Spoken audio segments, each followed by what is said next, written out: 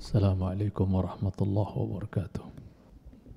Innal hamdalillah nahmaduhu wa nasta'inuhu wa nastaghfiruh wa na'udzu billahi min shururi anfusina wa sayyiati a'malina man yahdihillahu fahuwal muhtad wa man yudlil falan tajida lahu waliyyan mursyida. Qala Allahu 'azza wa jalla ya ayyuhalladhina amanu taqullaha haqqa tuqatih wa la tamutunna illa wa antum muslimun. وقال يا أيها الناس اتقوا ربكم الذي خلقكم من نفس واحدة وخلق منها زوجها وبث منهما رجالا كثيرا ونساء واتقوا الله الذي تساءلون به والأرحام إن الله كان عليكم رقيبا وقال يا أيها الذين آمنوا اتقوا الله وقولوا قولا سديدا يصلح لكم أعمالكم ويغفر لكم ذنوبكم ومن يطع الله ورسوله فقد فاز فوزا عظيما. أما بعد فإن أحسن الحديث كتاب الله وأحسن الهدي هدي محمد صلى الله عليه وسلم وشر الأمور محدثاتها فإن كل محدثة بدعة وكل بدعة ضلالة وكل ضلالة في النار أما بعد. Sidang Idul Jum'ah yang khatib cintai karena Allah Azza wa Jalla, kita lanjutkan kembali penjelasan penulis Kutaib yang kita sudah awali di khutbah yang lalu terkait tentang ilajul qulub, terkait tentang obat hati, dalam artian hati yang sakit. Masih kita di obat yang pertama, yaitu qiraatul Quran Al-Karim bitadabbur, yaitu membaca Al-Quranul Karim dengan tadabbur, ya, dengan direnungi, ditadabburi makna dan kandungannya. Beberapa potong ucapan penulis sudah kita jelaskan di khutbah yang lalu. Selanjutnya beliau mengatakan tentang Al-Quran, bahwasanya Al-Quran hayatul arwah, bahwasanya Al-Quran itu adalah kehidupan bagi arwah, yaitu ruh kita, ya. Berarti ruh kita tatkala tidak diberikan asupannya berupa Al-Quran, dalam artian dengan membaca Al-Quran, mentadabburi Al-Quran, maka ruh kita mati. Dan betapa banyak manusia yang jiwanya mati, ruhnya mati, jasadnya berjalan tapi ruhnya mati. Banyak. Kapan yang demikian? Manusia yang demikian dikatakan ya badannya hidup tapi ruhnya mati tatkala dia jauh dari kitabillah Al-Quranul Karim, wala baca, wala tadabbur, wala jauh, maka ruhnya mati. Oleh sebab itu dalam surah Asy-Syura ayat yang ke-52, Rabb kita Jalla fi'ula katakan, namakan Al-Quran itu ya dengan dua nama di situ, dengan dua sifat di dalam ayat tersebut. Dalam surah Asy-Syura ayat 52 Allah katakan, wa kadzalika auhayna ilaika ruhan min amrina ma kunta tadri mal kitabu walal iman walakin ja'alnahu nuran. Sudah disifati ruhan, ya, disifati juga nuran. Demikianlah kata Allah Azza wa Jalla, kami telah wahyukan kepada dirimu wahai Muhammad ruhan. Al-Quran dibahasakan oleh Allah ruh, menunjukkan bahwasanya tidak ada kehidupan bagi roh kita kecuali dengan Al-Quranul Karim. Sidang Idul Jum'ah yang khatib cintai karena Allah Rabbul Izzati wal Jalal, ya. Kemudian apa? Ma kunta tadri mal kitab walal iman. Tadinya Muhammad engkau tidak tahu apa itu kitab, Al-Quran, apa itu keimanan. Kau enggak tahu Muhammad, apalagi kita, ya. Walakin ja'alnahu nura, akan tetapi kami jadikan Al-Quran itu sebagai cahaya yang menerangi kehidupan kita, ya. Dia menjadi cahaya yang menunjuki kita bagaimana kita harus hidup di muka bumi ini. Al-Quranlah sebagai panduannya, undang-undangnya. Sidang Idul Jum'ah yang khatib cintai karena Allah Azza wa Jalla. Berarti mafhum daripada ayat tersebut, tatkala kita ya jauh dari Al-Quran, jiwa kita mati, roh kita mati, kehidupan kita juga gelap. Enggak ada aturan hidup jemaah cintai karena Allah Subhanahu wa taala tanpa Al-Quran. Maka mari, ya, ketika kita menginginkan roh kita hidup, roh anak istri kita, keluarga kita hidup, roh umat ini hidup, kita ingin ditunjuki, kita ingin Al-Quran menjadi cahaya yang menunjuki kehidupan kita di dunia ini, maka mari Kita rame-rame kembali kepada kitabillah, rame-rame bersahabat, ya, bercengkrama dengan kitabullah Al-Qur'anul Karim, ya. Apatah lagi kita sedang berada di bulan Al-Qur'an, yaitu bulan Ramadan, yang para ulama katakan, ya, bahwasanya as-siyamu Ramadan wal Qur'an tau'aman la yanfasilan. Bahwasanya Ramadan dan Al-Qur'an ibarat dua tau'aman, ibarat dua bayi kembar yang tidak bisa dipisahkan. Maka sangat aneh sekali kalau di bulan Quran saja seorang mukmin itu tidak dekat dengan Al-Quran. Bagaimana bisa kita harapkan dia dekat dengan Al-Quran di luar bulan Ramadan? Makin jauh lagi, lupa, mahjur. Al-Quran itu dicueki yang ada. Waliyadzubillah. Semoga kita semua belajar, terterbiah, ya, oleh Ramadan ini untuk kita semakin dekat dan dekat dengan kitabullah.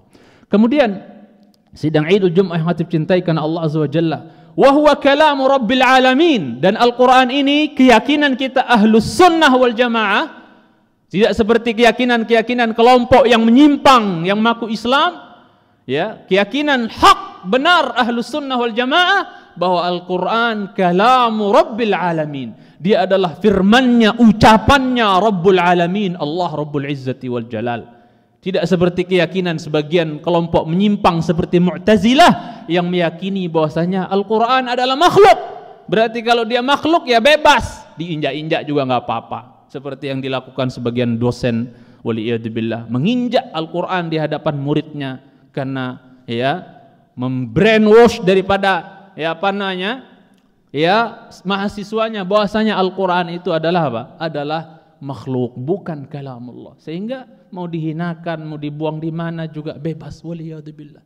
Sesat dan menyesatkan, waliyadzubillah. Jadi keyakinan kita Al-Quran kalamullah, ya, keyakinan yang, ya, sudah, ya, paten, ya, sudah baku Ahlus Sunnah wal Jamaah bahwasanya Al-Qur'anu kalamullah ghairu makhluk minhu bada wa ilaihi ya'ud.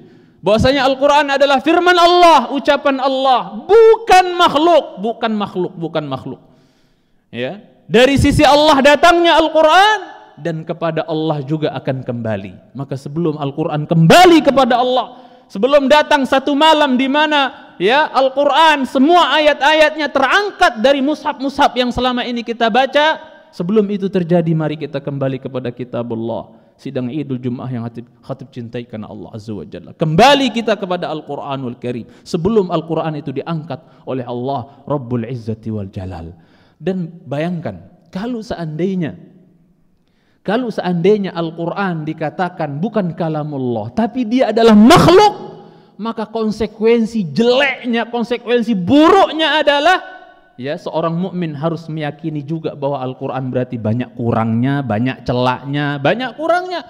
Karena yang namanya makhluk, kalau seandainya Al-Quran dikatakan makhluk, berarti Al-Quran banyak kurangnya. Karena yang namanya makhluk itu apa? Enggak lepas dari kekurangan, kesalahan, celak, keburukan dan seterusnya.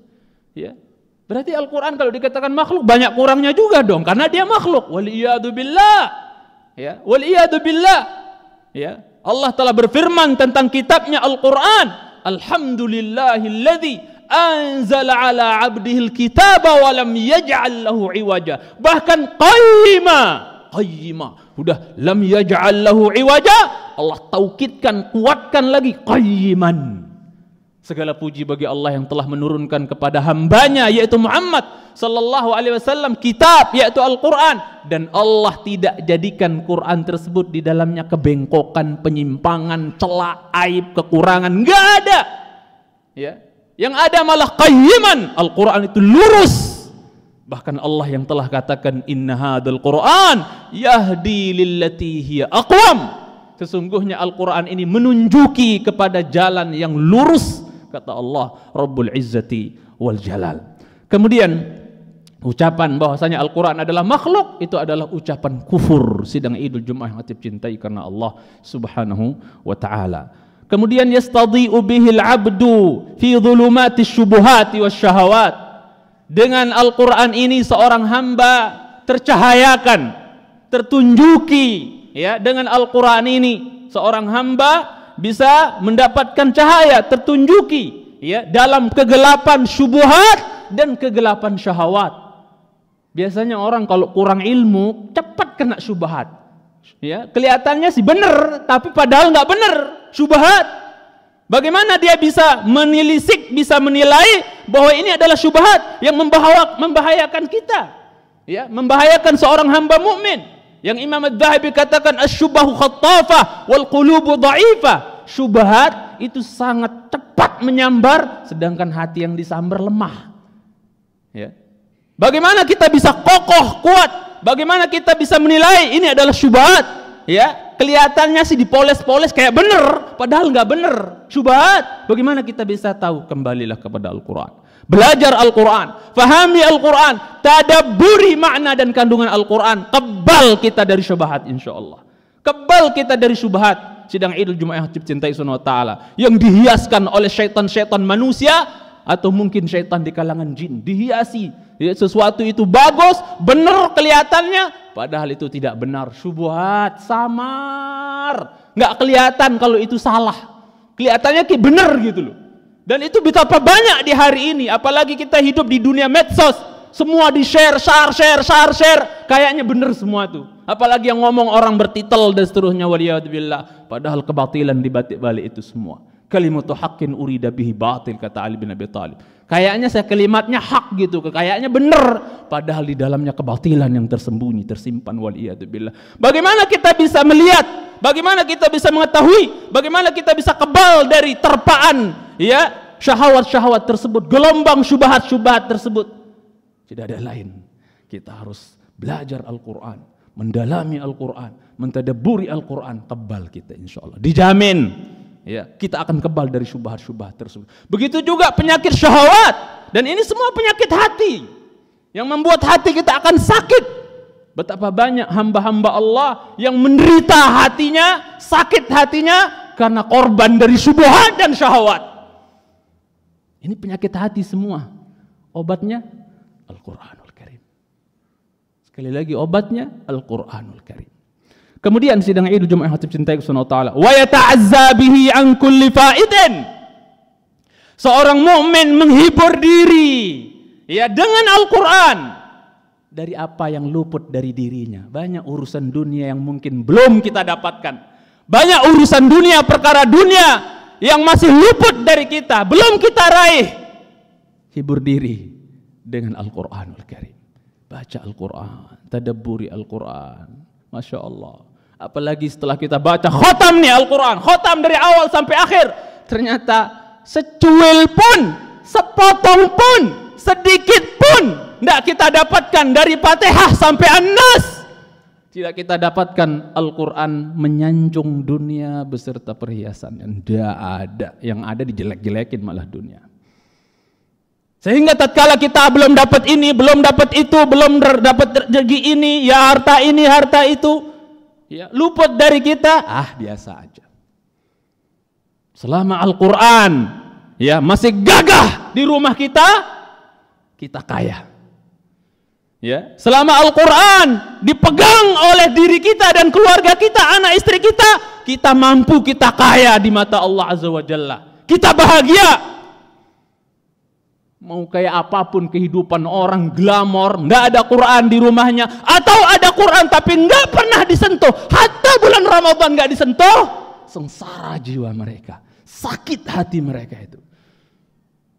Kelihatannya doang kayak bahagia, sengsara jiwa mereka itu. Belum mendapatkan kebahagiaan yang hakiki. Insya Allah kita semua setuju dengan ucapan dan ungkapan ini. Sidang Idul Jumat yang hati cintai karena Allah tabaraka ta'ala. Jadi apapun yang luput dari kita, ya jangan sedih.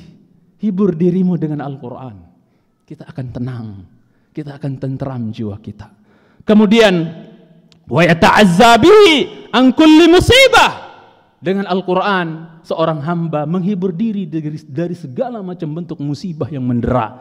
Kita dapat ujian ini, ujian itu, ujian ini, ujian itu. Al-Quran, Al-Quran. Baca dia, tadabburi dia, tentram, terhibur kita, tenang kita sidang Idul Jumat yang hati cintai karena Allah Subhanahu wa taala. Wa yastashfi bi min adwa'i qalbi. Dengan Al-Quran juga seorang hamba mengobati hatinya.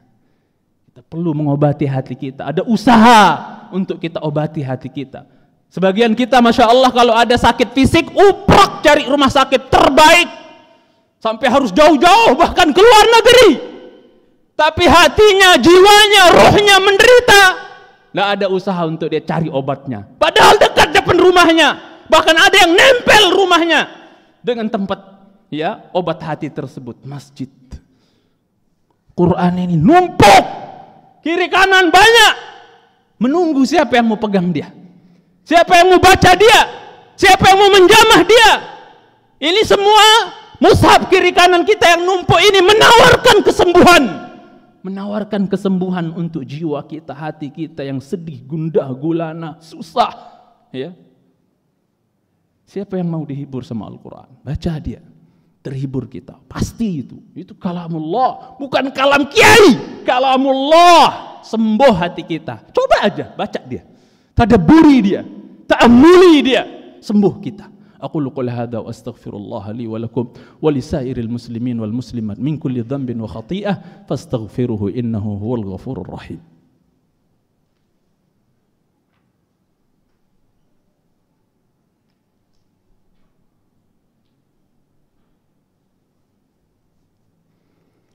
Alhamdulillah wassalatu wassalamu ala nabiyillah wa ala alihi wa sahbihi wa man walah, amma ba'd. Beberapa ayat dibawakan oleh Syekh. Pertama Yunus ayat 57.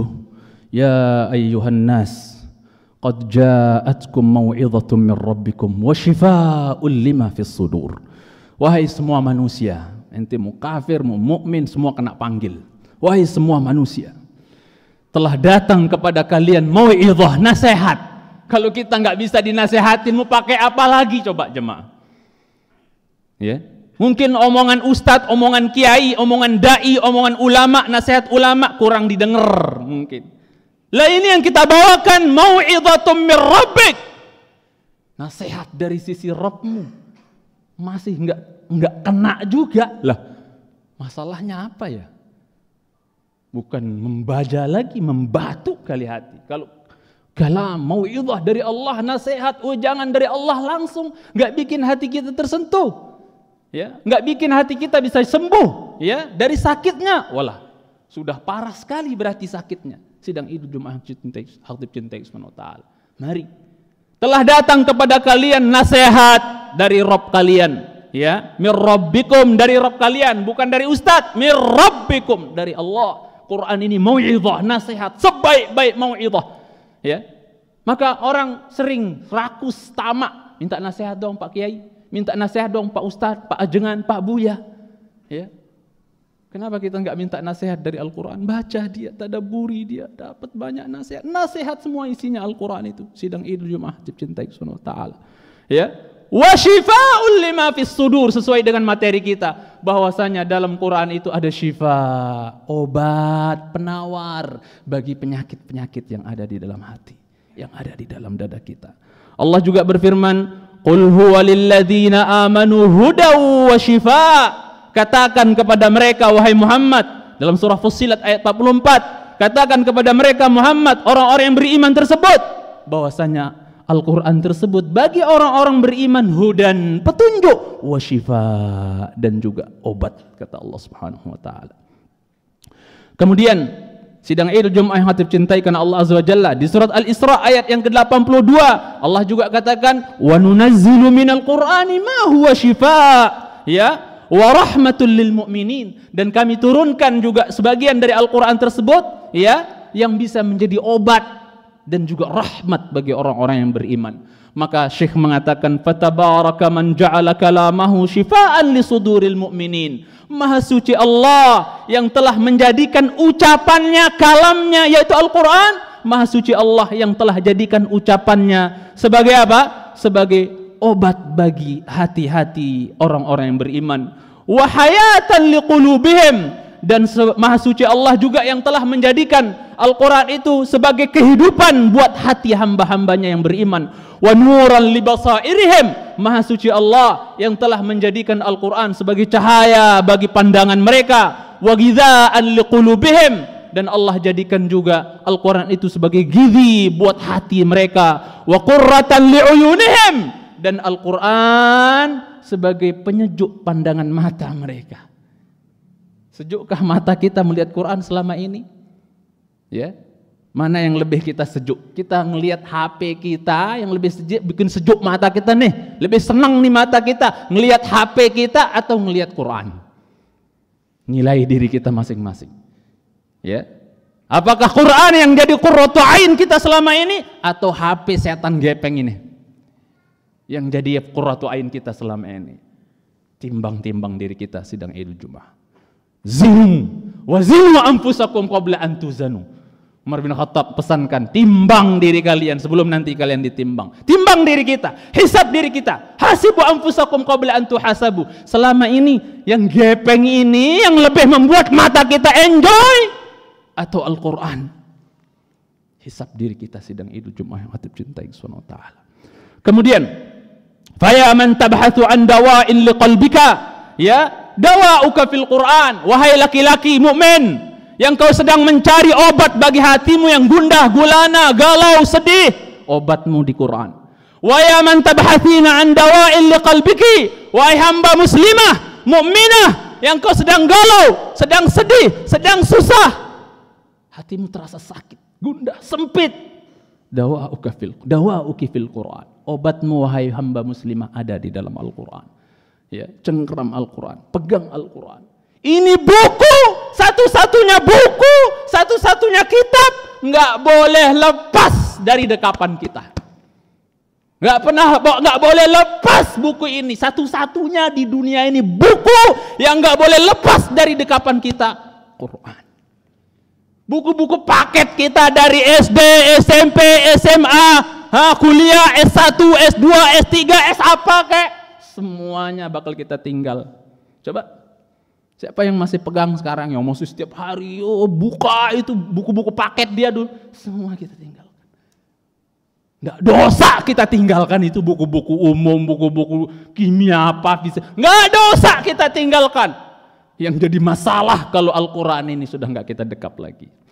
Yang jadi masalah kalau Al-Quran ini kita tinggalkan dan kita lepas, nggak kita baca lagi. Sengsara hidup kita dunia dan akhirat, walau bergelimang harta. Kita lanjutkan di khutbah yang akan datang insyaallah taala. Allahumma salli ala Muhammad wa ala ali Muhammad kama sallaita ala Ibrahim wa ala ali Ibrahim innaka Hamidum Majid, wa barik ala Muhammad wa ala ali Muhammad kama barakta ala Ibrahim wa ala ali Ibrahim fil alamin innaka Hamidum Majid. Allahumma ighfir lil muslimin wal muslimat والمؤمنين والمؤمنات الأحياء منهم والأموات. اللهم يا مقلب القلوب ثبت قلوبنا على دينك. اللهم يا مصرف القلوب صرف قلوبنا على طاعتك. ربنا ظلمنا أنفسنا وإن لم تغفر لنا وترحمنا لنكونن من الخاسرين. ربنا آتنا في الدنيا حسنة وفي الآخرة حسنة وقنا عذاب النار. وصلى الله على محمد وعلى آله وصحبه وبارك وسلم. وآخر دعوانا أن الحمد لله رب العالمين. أقيم الصلاة.